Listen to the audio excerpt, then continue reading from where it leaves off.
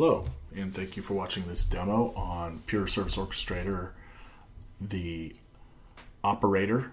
We'll just look at this cluster real quick and show that we are not running tiller.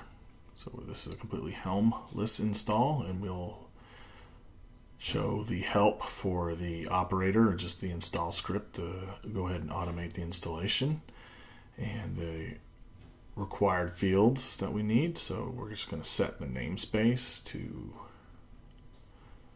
not that, PSO, and we're going to tell it the orchestrator. Now this is where you would select whether you were installing for K8, so there's normal Kubernetes, upstream Kubernetes, or OpenShift. So you would type in OpenShift if you're using OpenShift.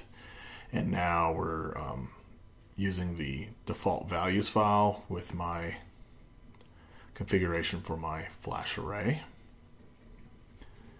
and you can see that we've created the operator. If we get pod -n for that namespace PSO, you can see that the operator is running, and also that starts the provisioner and the flex volume driver. So we'll go back and just run a sample application.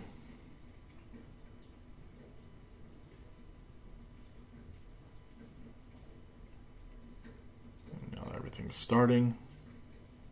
PVCs are created.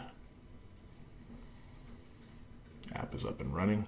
So let's see what happened here. So we have our Redis master and slave, and the iSCSI has bound here. It's even started the service if we wanted to see the web page that was associated with that front end that connects to that database. But let's look at the storage portion for this quick demo.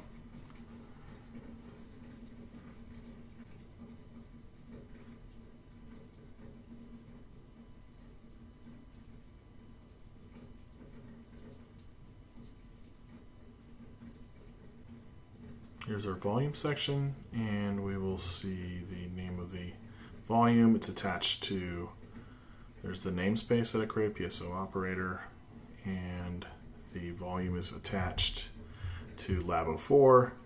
And some of the stuff that you'll see that it created that host object and put that IQN into the array for you, so you don't have to create any of that manually.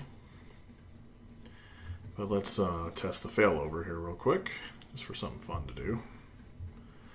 Delete that pod.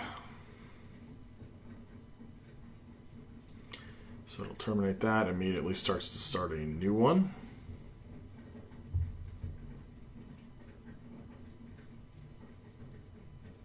So there's the new pod.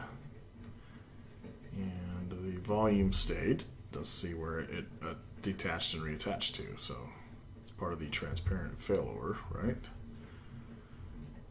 Self-healing.